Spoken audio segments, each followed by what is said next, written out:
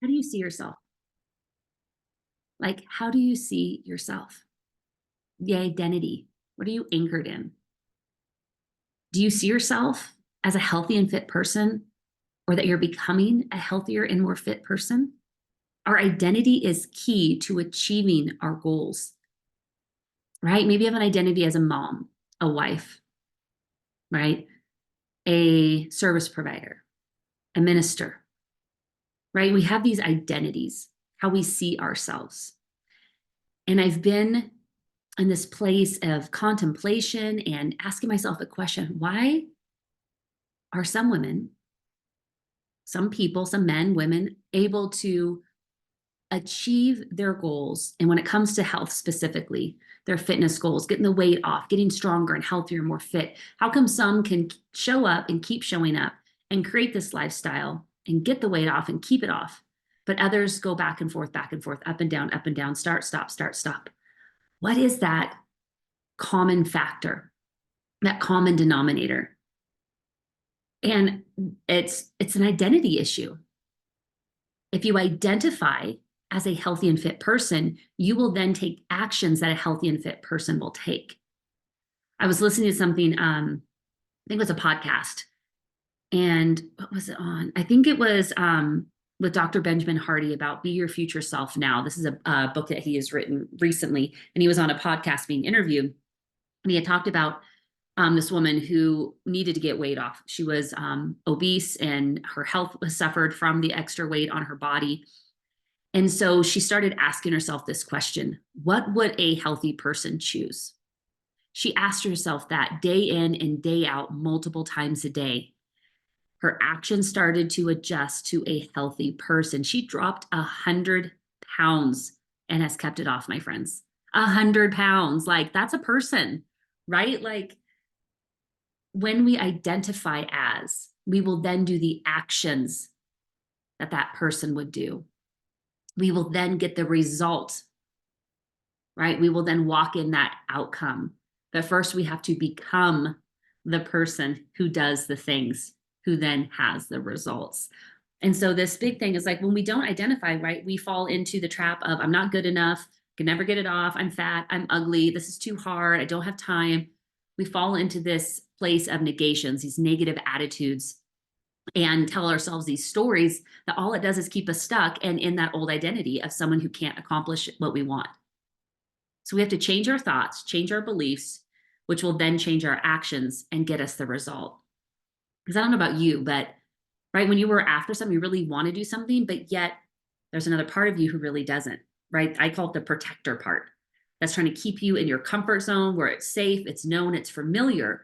When we try to get out of that comfort zone and into that growth zone, into that glory zone, where that outcome is now your reality, we tend to get pulled back.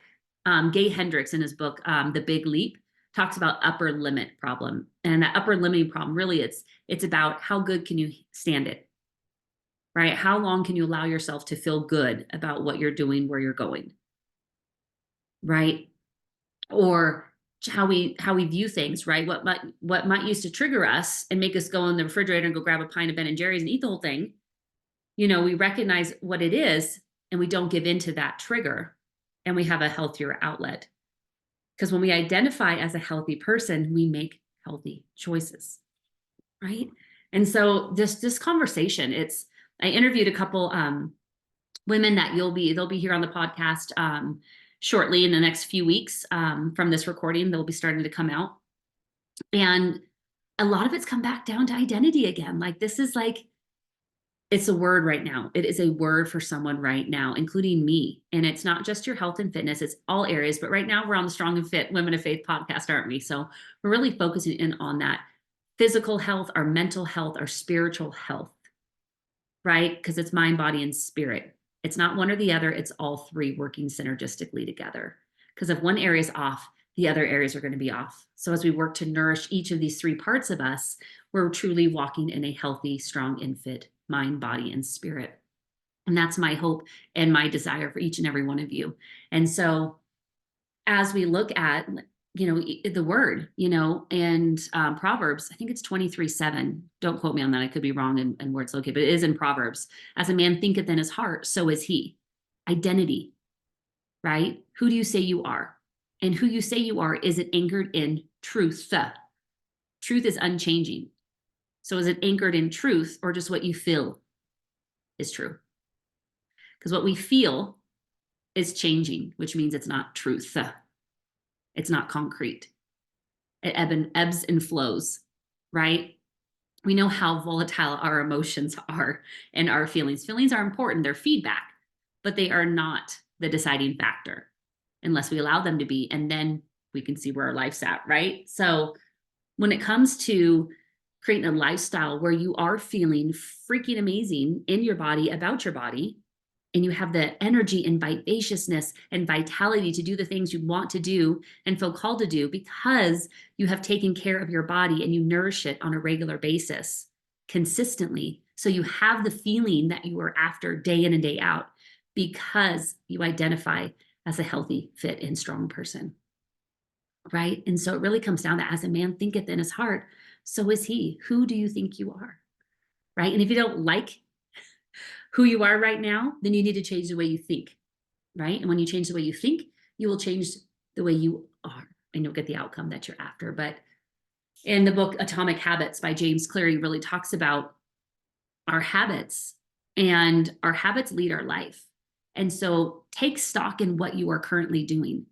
Does it match the person you want to be? Right? Are you eating late at night? Are you drinking a lot of alcohol? Are you drinking 5 cups of coffee a day? Are you eating fast food all the time and deep fried food and sugar all the time? Right?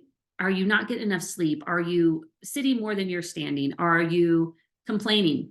Are you making excuses? Is that the person you want to be? Right? And it's not like it's going to change overnight, right? But it's picking that one thing. Okay, what can I work on today? What can I work on this week? What's that one small step that I can take to move that needle forward? And that's what it's about. Can I be 1% better today than I was yesterday? Right? Can I say one nice thing about myself today more than I did yesterday? Can I give a compliment to someone today that I normally may not? Can I give an extra smile? Can I go for a 5-minute walk? Can I engage my family in some activity and go for a family walk before or after dinner and have time, right, to fellowship and to connect, right? We think that we have to have these separate lives, if you will, but really it all can be brought together, right? And when I used to work a lot with younger moms, with younger moms, meaning they have small children, infants and toddlers, of showing them how they can easily incorporate their children so they didn't feel like they were leaving them out or that they felt guilty because they were exercising or spending time on themselves, excuse me, or food prepping, and they felt like they should be doing this or on the floor playing Legos, and showing them how you can bring the kids in, put them in a high chair, put them in a table where they can help chop up some stuff, right? Or they can pull things apart, or they can help toss things in or help stir things around and bring the family together. Right? With exercise, hey, use your kid as your dumbbells, chest press. They love it. You press them up, you bring them down, blow on their bellies, and you press them back up. Right? It's the beautiful things that we can do if we think outside the box. Because when we get so set in, it has to look like this, we limit the possibilities, the limitless possibilities that are available. We limit how they can come to us. Because we say it has to be this way or else it's not good enough or it's not going to work. When we know the one who makes all things work together for our good.